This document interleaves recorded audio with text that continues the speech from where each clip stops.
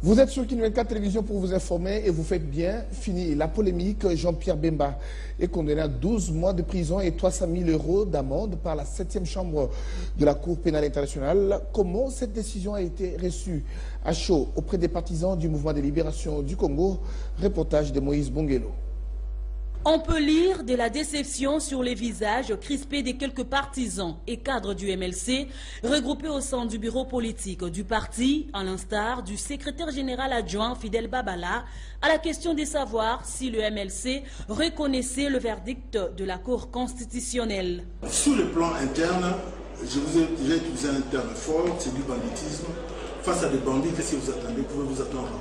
Mais Fidel Babala lui-même, concerné par cette décision de la CPI, est tout de même satisfait de ce que Jean-Pierre Bemba ait recouvré sa liberté. Ce qui est positif dans cette histoire, c'est que, Jean-Pierre Bemba recouvre la totalité de sa liberté, c'est-à-dire le régime de la liberté provisoire est tombé, donc il peut s'exprimer comme il l'entend. Deuxième aspect intéressant de l'histoire, ces verdicts ouvrent en fait la voie à un appel d'abord qui pourrait être formé dans les 30 jours qui viennent. Cet appel pourra être l'occasion de revenir sur et la peine et la culpabilité. C'est la procédure qu'on appelle révision. Mais en ce qui concerne le sénateur Jean-Pierre Bemba, la décision n'est pas encore irrévocable puisqu'il est susceptible d'appel ordinaire et extraordinaire. Cet arrêt de la Cour pénale internationale vient couper court à la lueur d'espoir des partisans de Jean-Pierre Bemba, dont la candidature a été rejetée définitivement par la Cour constitutionnelle de la République démocratique du Congo. Et puis retenez que si les pressions sur les juges de la Cour pénale internationale se révèlent confirmées, la République démocratique du Congo quittera la CPI. Cette déclaration est de Lambert Mende Omalanga, porte-parole du gouvernement, qui pense que ces pressions extérieures sur la CPI menaceraient l'autonomie de la République démocratique du Congo. Le ministre de la Communication et Médias est joint au téléphone par notre rédaction. Suivez.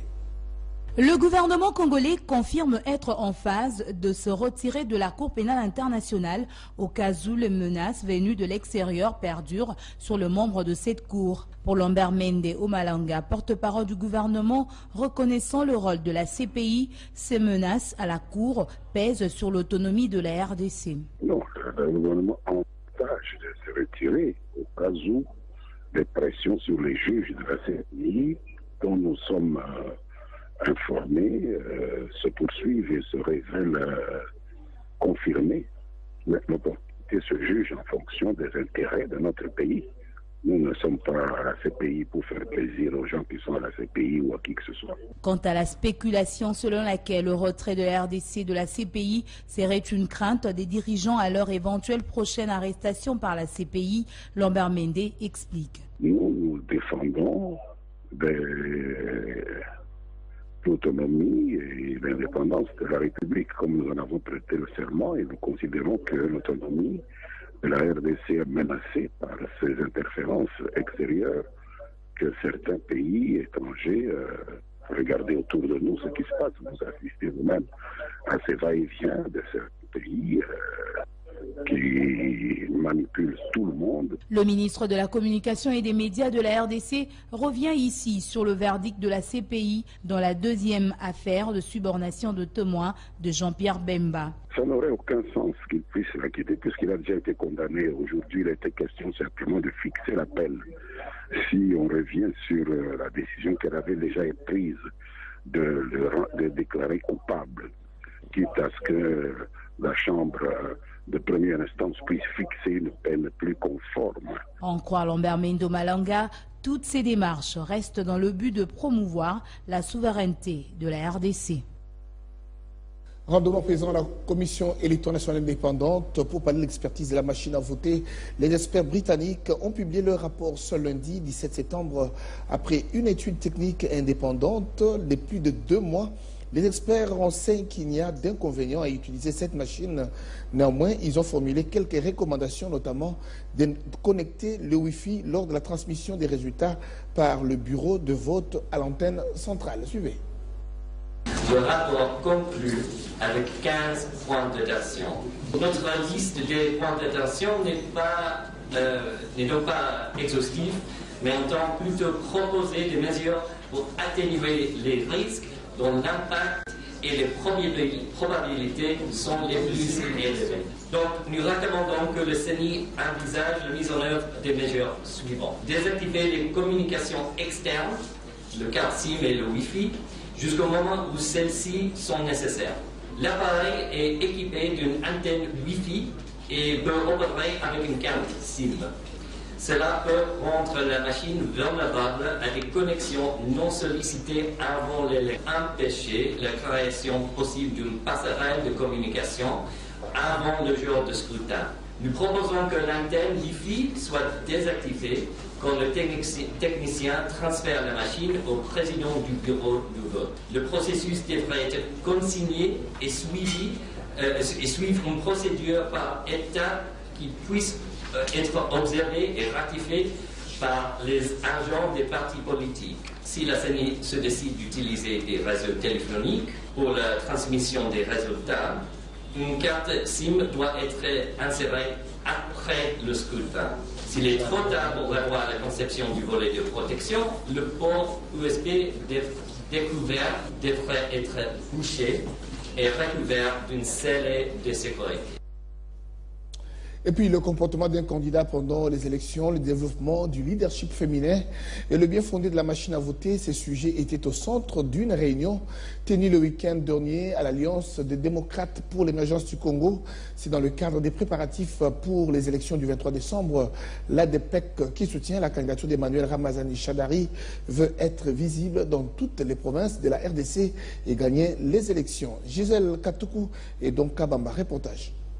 Au cours de cette matinée politique, l'Alliance des démocrates pour l'émergence du Congo a invité ses pairs à observer un comportement responsable et à refuser de véhiculer des messages qui incitent à la haine et à la violence. Ce parti politique appelle également la population à se rendre massivement aux urnes le 23 décembre avec ou sans machine à voter. Au cours de cette réunion, l'ADPEC a convié ses membres à s'approprier l'idéologie du parti et à faire confiance au chef de l'État, Joseph Kabila, qui a choisi Emmanuel Ramazani Shadari comme candidat FCC à la présidentielle. Je rends hommage au chef de l'État, président de la République, Joseph Kabila Kabange, qui a rendu possible l'organisation des élections à la République démocratique du Congo. L'Alliance des démocrates pour l'émergence du Congo a organisé à travers son directoire national ce congrès envie de préparer ces candidats, les préparer aux élections, aux techniques pour comment gagner les élections, également préparer nos bases à pouvoir battre la campagne pour nos candidats. Aden Toumba, député national et cadre de ce parti, exhortait les jeunes à participer aux activités politiques du pays, car la démocratie est réelle en RDC. Pour moi, la démocratie est réelle au Congo, parce qu'aujourd'hui, tout le monde peut passer aux médias. Il peut dire ce qu'il veut, il est libre, il peut faire des débats entre opposition et puis majorité.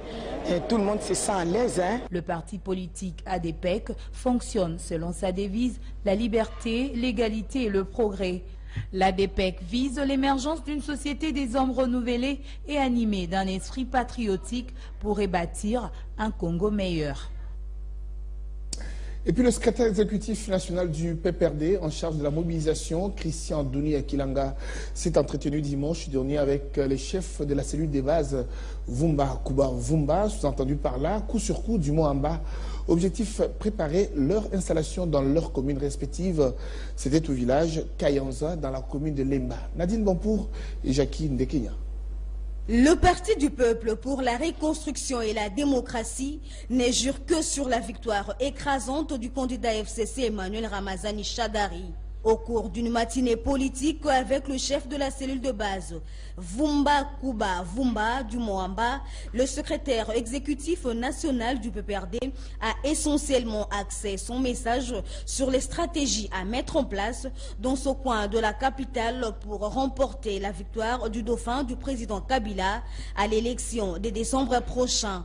Cette rencontre a tout de même permis à Douni Akilanga de préparer la cérémonie d'installation de ses chefs de cellules dans leurs communes respectives, notamment Lemba, Limete, Matete, Kisenso et Ngaba. Cette matinée, organisée par le secrétaire exécutif national du PPRD en charge de la mobilisation, rentre dans les cadres de réarmement des membres de la cellule de base Vumba Kuba Vumba en prévision des échéances électorales de décembre 2018.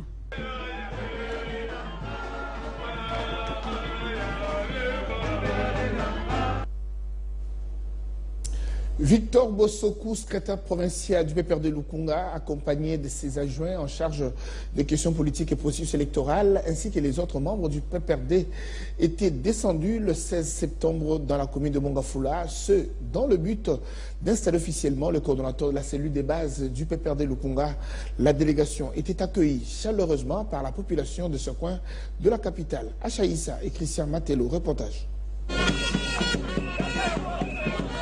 Le secrétaire provincial du Parti du Peuple pour la Reconstruction et la Démocratie, Victor Bossokou, s'est rendu le 16 septembre au quartier Mamayemo, dans la commune de Mongafula, où il a installé le coordonnateur de la cellule de base de son parti.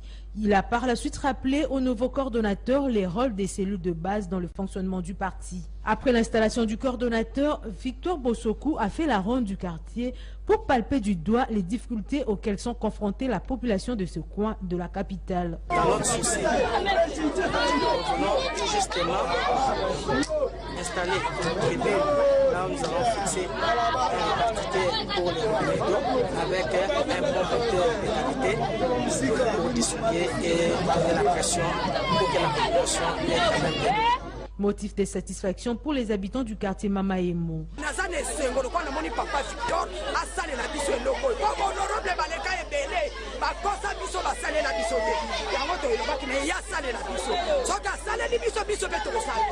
Le secrétaire provincial du PPRD Lukunga, Victor Bossokou, promet d'inaugurer le forage d'eau placé dans ce quartier dans 10 jours. L'association sans but lucratif Debout Kimbantseke a procédé à l'installation du nouveau comité de coordination, occasion pour son président, Eddy Moupepe, d'appeler les jeunes de la commune de Kimbantseke à travailler pour le développement de leur municipalité. C'était en son siège situé sur l'axe Mokali. Reportage de Geneviève Makoulou. Apport des jeunes pour développer la commune, c'est le thème retenu pour cette journée de sensibilisation organisée par l'ASBEL Debout Kimbantseke. De son entrée triomphale à l'église Mission évangélique Le Seigneur, Eddy Moupepe était accompagné par son staff et accueilli en liesse par sa base de Kimbantseke. Œuvrant pour le bien-être et le social de sa commune, Eddy Moupepe annonce la création d'un centre pour la prise en charge des jeunes. Saki pour installer comité na biso ya axe ya Mokali Debout Kimbantseke déjà ils ont un centre de formation où ils font encadrement de jeunes filles mais en coupe couture mosusu voilà ils ont la Mokali na avenue Canal et tout l'ensemble qui fait formation à auto-école babana déjà ba pratique la jeune bientôt tout babana déjà na remise ya ba brevet ya ba promotion liboso. Et à l'Ibalé, Debout Kimbantseke, nous avons déjà centre en formation initiative que vous pouvez couper dans l'axe ya Mikono, Oyo, déjà, Babadaki, pour ça, la inscription. Mais Debout Kimbantseke, on a beaucoup au moment où on a dit mon peuple président, il est fait.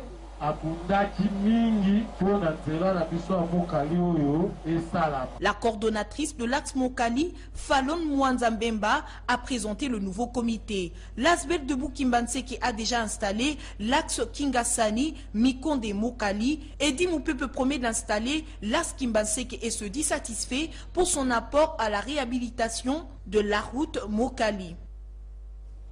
De son côté, Eugénie Tumba Kalala Dianvwenda, notable de Bumbu, a visité les quartiers FEMI dans sa municipalité samedi 15 septembre dernier, accompagnée par une foule impressionnante. La présence d'Eugénie Tumba Kalala Dianvwenda dans ce quartier déshérité était porteuse d'espoir en ce début de la saison des pluies.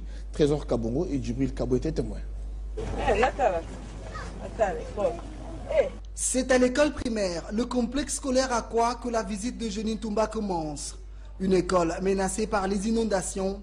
Ici, quand il pleut, si la journée sèche court. La balade se poursuit sur les avenues Louzizila et Boussana, où Eugénie est venu encourager les jeunes à qui elle a remis plusieurs centaines de sacs qui luttent déjà contre les prochaines inondations des eaux de pluie.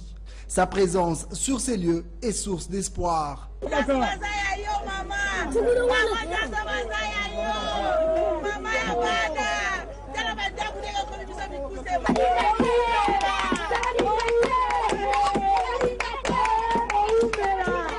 La balade continue, mais avec de temps en temps des pauses où Eugénie Ntumba recueille les explications de la population sur certaines questions de développement.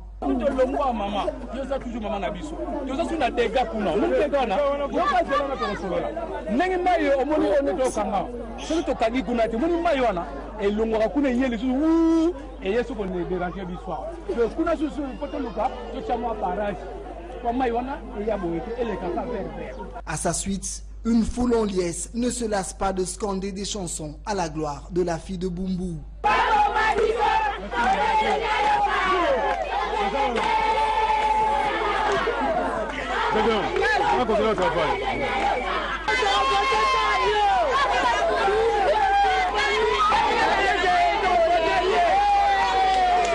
Une chose est sûre, entre Eugénie Ntumba et les habitants de Bumbu règne une union inconditionnelle.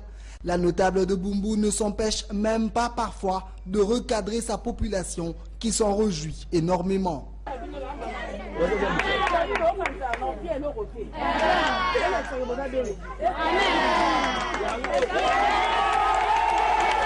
Juste après ce salongo dans le quartier Fimi, la population de ce coin a eu une nuit paisible malgré la pluie qui s'est abattue samedi 15 septembre.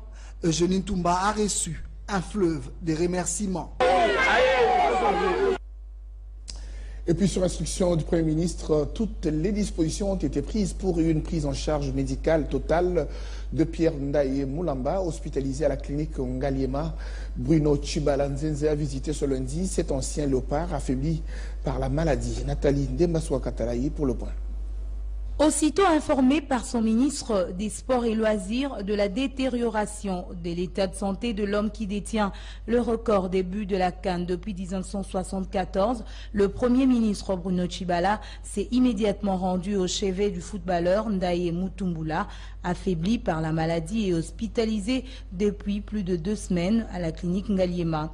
Des instructions fermes ont été données par le chef du gouvernement pour assurer la prise en charge de ce monument du football africain. J'ai pris toutes les dispositions avec le ministre des Sports pour que sa prise en charge soit assurée par le gouvernement. Je viens de donner des instructions aux médecins traitants. Je pense qu'avec le concours des dieux, on peut lui sauver la vie. Parce que nous avons besoin d'Ndaye, qui reste, comme vous venez de le dire, une grande gloire du football congolais et africain.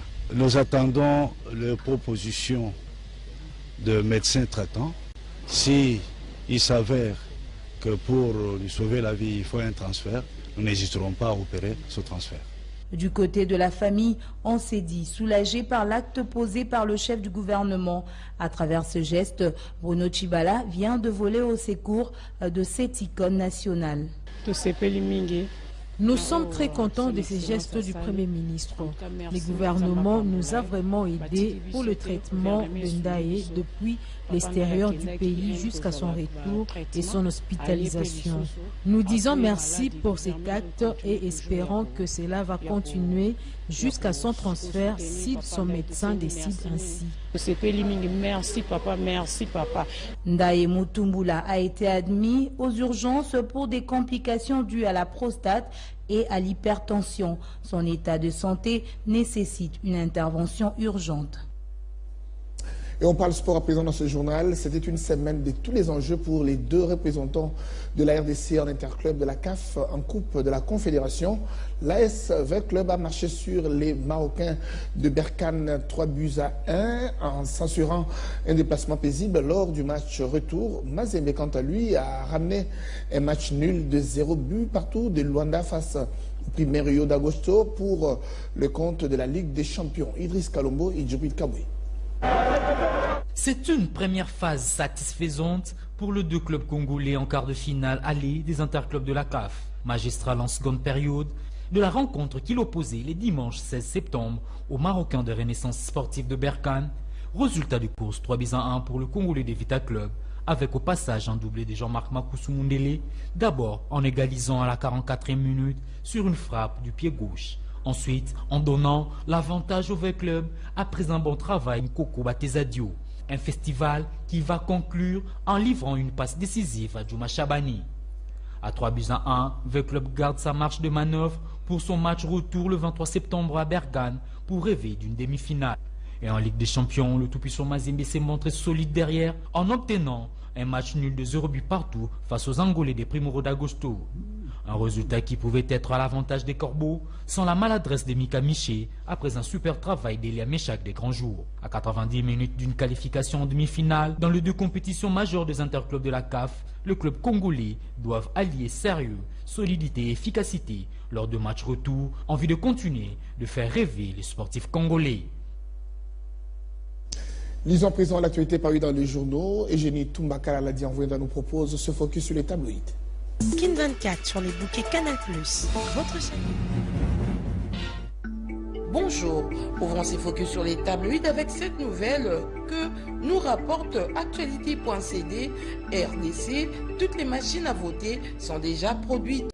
Sony, le confrère confirme que toutes les machines à voter sont déjà produites et 95 000 ont déjà subi le contrôle qualité par des experts de la Sony, a annoncé Norbert Bassingezi, vice-président de cette institution, ce lundi 17 septembre à Kinshasa. Selon lui, le premier lot arrive cette semaine et le dernier le 6 octobre 2018. Il a ajouté que depuis avril 2018, 1200 machines sont déjà dans tous les 145 territoires, c'est 134 chefferies pour la sensibilisation. De son côté, Mediacongo.net signale certification de la machine à voter, un rapport britannique attendu ce lundi. D'après le rapporteur de la Sony qui a livré cette information ce dimanche à la presse, ces experts ont travaillé pendant 3 mois sur l'authentification de la machine. Jean-Pierre Kalamba a souligné que la Sony, qui répondait à une recommandation de la Senco, reste ouverte à la contre-expertise d'autres experts. Dernière session de la législature, Minakou, le discours bilan du speaker écrit Africa News. En RD Congo, la rentrée parlementaire est intervenue samedi 15 septembre 2018 au Palais du Peuple, dont la commune de Lingwala à Kinshasa. Les discours d'ouverture avérés au discours bilan constate le confrère. Les élus de cette législature ont réussi à mettre à la disposition de la nation RD congolaise 183 textes de loi et une centaine de recommandations résultant du contrôle parlementaire. Sans revenir sur l'énumération exhaustive des lois concernées, Obé Minakou a évoqué quelques réformes clés ayant marqué l'action législative de son bureau, entre autres les réformes institutionnelles pour la consolidation de l'État. De son côté, 7sur7.cd signale que présent au lancement de la session ordinaire de septembre 2018 à l'Assemblée nationale samedi dernier, le ministre de la Communication et Médias, mais aussi député national, à l'issue de cette cérémonie, s'est dit satisfait du travail abattu jusque-là par les élus. Le seul regret du porte-parole du gouvernement pour cette législature demeure cependant l'absence d'une loi qui met à l'abri l'organisation des élections prochaines en RDC. À l'instar des États-Unis d'Amérique, Lambert Mende voudrait que la RDC se dote également d'une loi qui puisse punir tous ceux qui s'hasarderont à interférer dans son processus électoral. Et puis dans un autre chapitre, l'avenir signale justice, la RDC menace de se retirer de la CPI. Selon le communiqué officiel du ministère des Affaires étrangères et intégration régionale en possession du journal, la propension à instrumentaliser cette juridiction internationale à des fins inavouées risque de saper irrémédiablement sa crédibilité alors qu'elle est censée être garante de la lutte noble contre les crimes internationaux qui révoltent la conscience universelle. En conséquence, renseigne le même document, l'RDC qui, en son temps, avait contribué significativement à l'élaboration du statut de Rome portant création de la CPI et ensuite à la mise en œuvre de celui-ci, n'exclut point en désespoir des causes de son retrait. La prospérité, dans sa rubrique Le rasoir, s'exclame 100 jours. Le sablier se vide comme d'habitude, constate la consoeur. En effet, le temps continue sa course et des faits en République démocratique du Congo. Le cap décisif de la tenue des élections le 23 décembre s'approche et la fièvre électorale s'empare des esprits.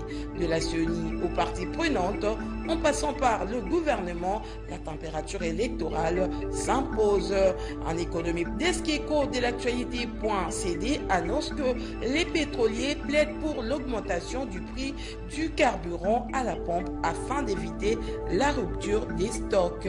De son côté, le directeur d'exploitation CEP Congo a affirmé qu'il y a une grande quantité de carburant sur les installations de la CEP, mais qui appartiennent aux fournisseurs et non aux sociétés commerciales. Et puis cette nouvelle que nous rapporte la référence plus, avant de clore ce focus sur les tabloïds, drame au quartier Kaouka à Kinshasa, des corps sans vie retrouvés au quartier Kaouka.